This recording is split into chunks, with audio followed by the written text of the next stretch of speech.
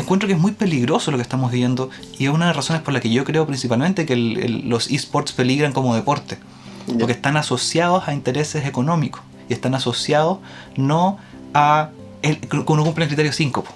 El producto solo lo provee un vendedor. Claro. Eso. Brígido, weón. Trígido. Cuatrígido. ¿Me toca? Tipo. Ya. Quiero hablar sobre un deporte que lo tengo por acá, que es el fútbol australiano. Ok. Mi análisis es un poco menos profundo, porque en realidad más que analizar el trasfondo del deporte como tal, me interesa contarte un poco de en qué está este deporte actualmente. El fútbol australiano es un deporte que se juega en un campo ovalado. El campo es gigante, es un óvalo de 180 metros de largo, ¿Ya? por 110 o 115 metros de alto. Para que largo. Perdón, ¿de alto dije alto? Sí. De ancho quise decir. Yeah. 180 por 115. Uh-huh. Y como para tener una idea de referencia, un campo de fútbol mide por lo general 90 por 45, 120 por 90. O sea, esta hueá llega a ser hasta el doble. Claro. Y se juega en 4 cuartos de 20 minutos. Y que al igual que el fútbol americano, el tiempo se detiene cuando la pelota no está en juego. Los puntos se anotan pasando la pelota o bien entre los dos postes principales que están en paralelo al final de cada extremo de la cancha, pero a los lados de estos dos postes principales, a cada lado hay unos postes más pequeños por los que también puedes anotar puntos. El gol da 6 puntos y se anota cuando el jugador patea el balón y este pasa entre los postes centrales. Y el behind da 1 punto y se anota cuando el jugador lanza el balón con cualquier parte del cuerpo entre un poste central y un poste lateral. Chucha, ya necesito sacar mi cuaderno, weón. Inserta el meme de la señora viendo la fórmula en el aire. Sí. Bueno, no quiero ahondar tanto en eso, en realidad no es tan importante para lo que estamos discutiendo. Al fútbol australiano se le llama footy. Los australianos tienen esa weá de que los vegetales son veggies, el fútbol es footy. Y este deporte surgió del sincretismo de varias formas de fútbol traídas por los colonos británicos, como el fútbol gaélico o el rugby. Y sus inicios se remontan a mediados de 1800 en la zona de Melbourne. Es un deporte bastante rápido, porque a diferencia del fútbol americano, este deporte tiene muy pocas pausas. El fútbol americano es una wea que... no sé si tú has visto el Super Bowl, que hacen una jugada, la jugada es detenida, van a comerciales, vuelven, arman la jugada de nuevo, parten, la detienen de nuevo, comerciales, y es eterno de largo, es muy táctico. Entonces, esto es muy dinámico y muy rápido. Tiene pocas reglas además. No tiene, por ejemplo, fuera de juego, esas reglas como de la ubicación de los jugadores. Entonces, los jugadores se mueven con mucha libertad por la cancha. Y por cierto, se juega con 18 jugadores por lado. Ya. Entonces es una cancha enorme, llena de hueones corriendo sin reglas por todos lados. Y es uno de los deportes más violentos del mundo. Ya. Por esta misma como flexibilidad en el reglamento, es muy común que los jugadores se envistan en el aire. O sea, que saquen la chucha. Sacan la mierda. De hecho, tengo en el celular un pequeño clip. Obviamente la gente no lo va a poder ver, pero quiero que la gente escuche tu reacción. Esto es un compilado de golpes en el fútbol australiano. Oh, Dios mío. Ok. Mira este. 5. ¡Concha de tu madre! Ese weón quedó noqueado en el suelo. Esa wea fue una patada de kill, weón. ¡Oh! Y en el fondo... ¡Oh, concha de tu madre! Lo mató, weón. No hay ninguna protección, no usan casco, nada. Y ni una de esas weas fue foul. Nada. Y además los jugadores... Cacha, se está sangrando por la boca. Loco. Wea. Oh, bolita. Y en el fondo los jugadores hacen mucho esto de que se embisten en el aire, porque saltan al mismo tiempo a recoger la pelota, pero uno salta con el codo arriba, el otro salta con la rodilla arriba, y los golpes en la cabeza son de knockout así. O sea, es muy común que un jugador de fútbol australiano tenga un historial amplio de conmociones cerebrales y daños de ese tipo. Tema. Lo cual lo tiene en el centro de la polémica hoy en día. La carrera promedio de un jugador de fútbol australiano dura alrededor de 6 años. Chucha. A los 18 años se hace el draft, que es cuando son seleccionados para los equipos, y a los 24 años ya están retirados la mayoría. Y paralítico. Wow, sí. Onda, al igual que el fútbol americano, hay toda una polémica o todo un...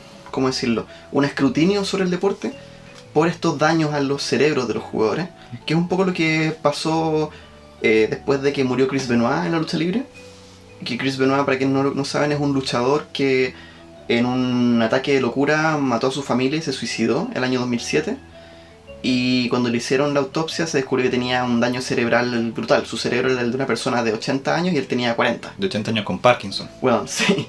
Y esta tragedia de Chris Benoit llevó a que todos los deportes fueran juzgados o fueran puestos bajo la lupa en cuanto al daño que se le hacía a los cerebros de los atletas. El fútbol americano, el hockey, todos los deportes que tuvieron un tipo de impacto fueron sometidos al juicio público porque se empezó a tomar conciencia de que estos golpes no eran inocuos. La película Will Smith. Exacto.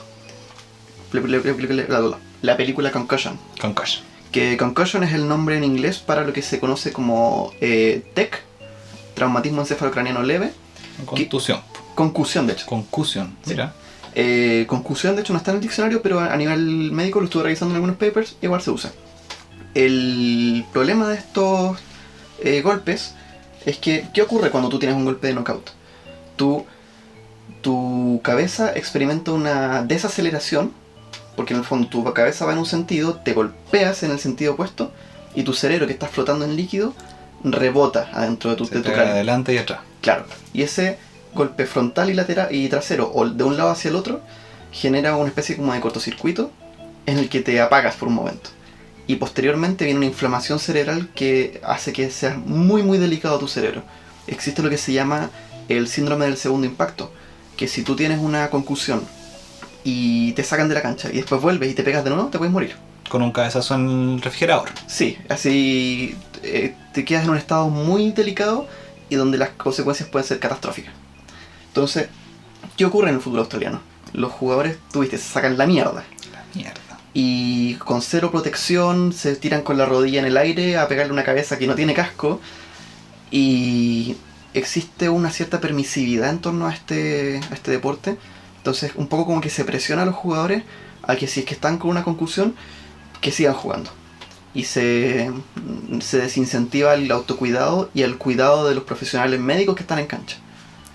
Y eso ahora está siendo bastante complicado porque hay muchos jugadores retirados que tienen 40 años y que están con daño cerebral permanente. O sea, que les dan ataques de epilepsia, que tienen depresión, que tienen insomnio.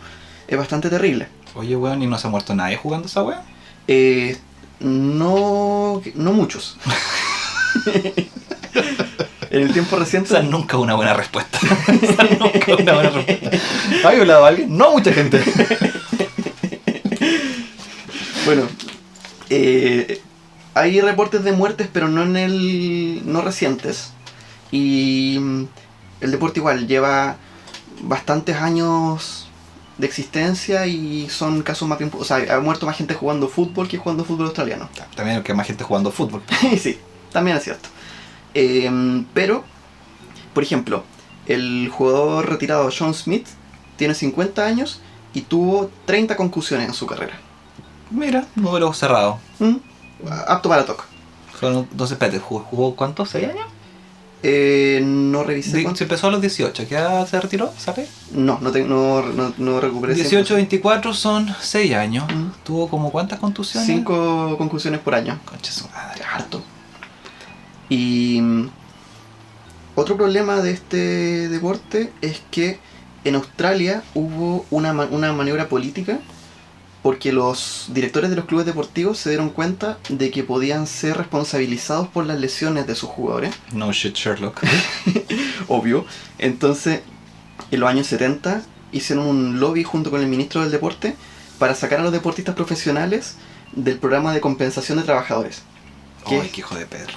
El programa de compensación de trabajadores es el que te compensa por una lesión ¿cómo se llama? Permanente por tu trabajo. O sea, si tú eres un operario de maquinaria y tienes un accidente que te deja con las piernas sin movilidad, este es un programa de compensación que en el fondo te compensa. La Ash, pero bien. Claro, te ofrece una compensación a cambio de que tú no emprendas acciones legales.